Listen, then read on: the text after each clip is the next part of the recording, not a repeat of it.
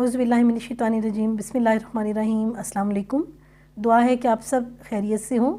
ہم سورہ آل عمران کا ترجمہ اور اس کی تشریح پڑھ رہے ہیں۔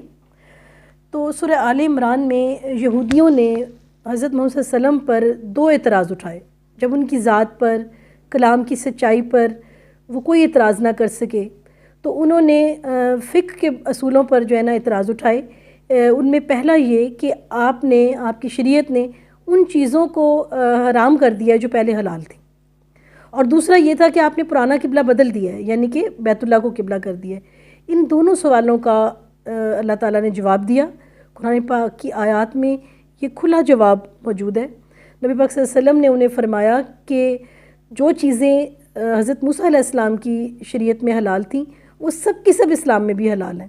جو چیزیں قرآن پاک کہتا ہے کہ یہودیوں نے حرام کی ہوئی ہیں وہ حضرت موسیٰ علیہ السلام کی شریعت میں حرام نہیں تھیں، یعنی تورات میں، بائبل میں وہ حرام نہیں تھی، بلکہ اس سے بھی پہلے انہوں نے حرام کی ہوئی تھی۔ یعنی کہ حضرت یعقوب علیہ السلام کے وقت میں کچھ چیزوں کی جو ہے انہوں نے کچھ چیزوں سے پرہیز کیا، کسی کراہت یا کسی مرض کی وجہ سے، مثلاً اونٹ کا گوشت، خرگوش کو انہوں نے جو ہے نا وہ ان سے ذرا وہ پرہیز کیا، تو انہوں نے جو ہے وہ بعد میں اس کو اسی کسٹم کو، انہی روایات کو فالو کرتے رہے اور بعد میں ان کو اپنے دین کا حصہ بنا دیا۔ قرآن پاک چیلنج کرتا ہے کہ بائبل اور تورات کی کوئی ایسی آیت نہیں، اوریجنل بائبل جو محفوظ ہے یا جہاں تک محفوظ ہے، اس میں اللہ تعالیٰ نے کوئی ایسی آیت نہیں اتاری کہ جس میں ان چیزوں کو یا کوئی ایسی چیز حرام کی ہو جو کہ حضرت محمد صلی اللہ علیہ وسلم نے حلال کی۔ اس کا جواب انہوں نے دے دیا۔ اس کے بعد دوسرا جو اعتراض اٹھایا تھا کہ تمام انبیاء نے جو قبلہ فالو کیا، نبی پاک صلی اللہ علیہ وسلم نے اس کو بدل دیا۔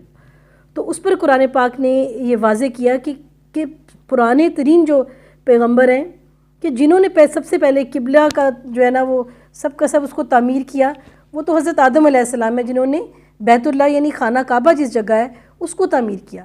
اس کے بعد حضرت موسیٰ علیہ السلام کا تعلق تو بنی اسرائیل سے ہے، اور بنی اسرائیل حضرت موسیٰ علیہ السلام کے جو آباء و اجداد ہیں ان میں حضرت یعقوب علیہ السلام کا یہ لقب تھا اسرائیل، جو کہ جن کے والد حضرت اسحاق علیہ السلام اور ان کے والد حضرت ابراہیم علیہ السلام تھے، یعنی تمام انبیاء کے جد ہیں حضرت ابراہیم علیہ السلام۔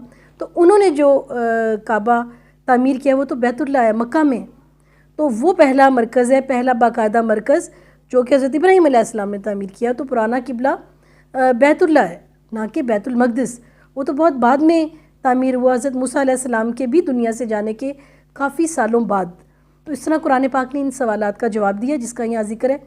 آیت نمبر 96 میں بیت اللہ یعنی حرم پاک کی فضیلتیں بیان کی گئی ہیں، اور اس سے پہلے تمام لوگوں کو جو اعتراض اٹھاتے تھے اور دوسرے یہ کہا گیا ہے کہ حضرت ابراہیم علیہ السلام کی پیروی کریں، جو آپ کے آباء و اجداد میں ہیں، جن کو سب مانتے ہیں، تمام مذاہب حضرت ابراہیم علیہ السلام پر ایک ہیں کہ وہ مشرک نہ تھے، وہ صرف اور صرف خدائے واحد کی جو ہے پرستش کرتے تھے۔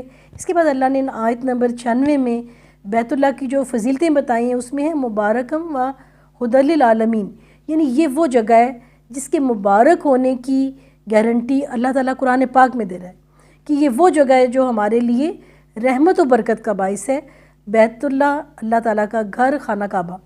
اور اس کے علاوہ یہ ہدایت ہے تمام عالم کے لیے، یعنی جیسے اللہ رب العالمین ہے، حضرت محمد صلی اللہ علیہ وسلم رحمت للعالمین ہے، خانہ کعبہ جو ہے ہدی للعالمین ہے، یعنی تمام عالموں کے لیے، تمام دنیاؤں کے لیے، تمام مخلوقات کے لیے اس کو اللہ تعالیٰ نے ہدایت اور رحمت قرار دی ہے، انسان، جن، فرشتے، تمام تر مخلوقات کے لیے، وہ مخلوقات جو اور پلینٹس پر موجود ہیں اور دنیاؤں میں موجود ہیں، ان سب کے لیے یہ جو بیت اللہ ہے ان سب کے لیے یہ مبارک اور ہدایت ہے۔ دیکھیں کتنی عظیم جگہ ہے۔ پھر اللہ تعالیٰ نے قرآن پاک میں فرمایا ہے کہ یہ کھلی نشانیوں والی جگہ ہے۔ نشانیاں کیسے کہ جب ابرہا نے نبی پاک صلی اللہ علیہ وسلم کی پیدائش سے چند ماہ پہلے جب ابرہا نے سوچا کہ وہ خانہ کعبہ کو نعوذ باللہ ڈھا دے، اللہ کے گھر کو، اور وہ اپنی پوری فوج لے کر آیا، تو مکہ والوں کے پاس یہ صلاحیت نہیں تھی کہ اس کا مقابلہ کریں۔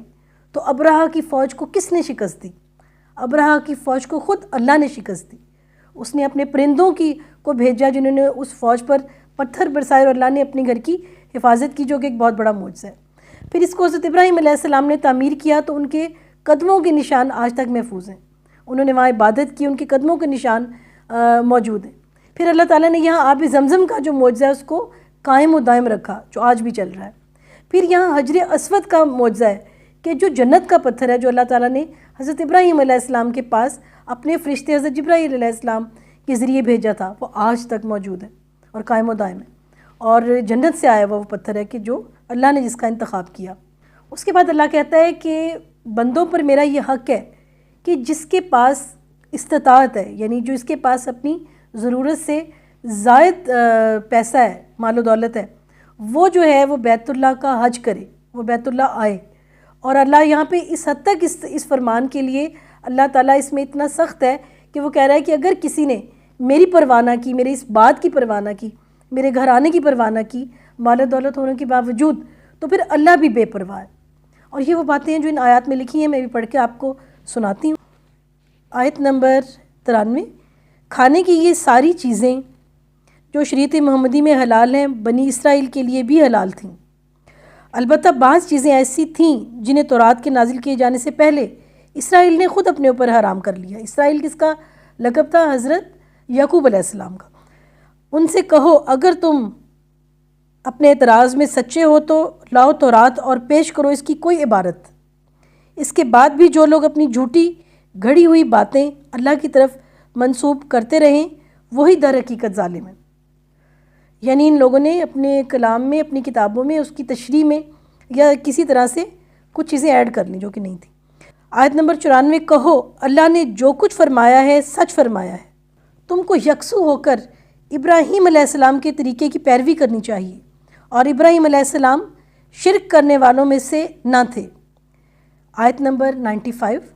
بے شک سب سے پہلی عبادت گاہ جو انسانوں کے لیے تعمیر ہوئی وہ وہی ہے جو مکہ میں واقع ہے. اس کو خیر و برکت دی گئی تھی اور تمام جہان والوں کے لیے مرکز ہدایت بنایا گیا تھا. اس میں کھلی ہوئی نشانیاں ہیں. ابراہیم علیہ السلام کا مقام عبادت ہے، اور اس کا حال یہ ہے کہ جو اس میں داخل ہوتا ہے مامون ہو گیا، یعنی جو داخل ہوا امن پا گیا، کیونکہ جو اس میں داخل ہوتا تھا وہ تمام تر لڑائی جھگڑوں سے محفوظ ہوتا ہے، اور اس کو خیر و برکت اتنی ملتی ہے کہ اللہ تعالیٰ اس کے اوپر رحمتیں کرتا ہے اور وہ امن میں اور بہتری میں آ جاتا ہے، سلامتی میں آ جاتا ہے. لوگوں پر اللہ کا یہ حق ہے کہ جو اس گھر تک پہنچنے کی استطاعت رکھتا ہو وہ اس کا حج کرے، اور جو کوئی اس حکم کی پیروی سے انکار کرے تو اسے معلوم ہو جانا چاہیے کہ اللہ تمام دنیا والوں سے بے نیاز، بے پرواہ ہے. یہاں تک ہماری آج کی ویڈیو ختم ہوئی. انشاءاللہ نیکسٹ میں آپ سے ملاقات ہوگی. اللہ حافظ.